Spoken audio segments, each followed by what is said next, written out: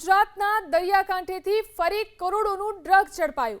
પોરબંદરના દરિયામાંથી ગુજરાત એટીએસ અને કોસ્ટ ગાર્ડના સંયુક્ત ઓપરેશનમાં 299 કિલોથી વધુનો ડ્રગ્સનો જથ્થો ઝડપાયો।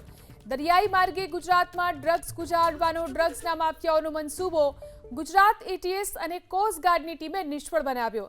ઈરાનથી 2 શખ્સો ડ્રગ્સનો જથ્થો લાવી રહ્યા હતા।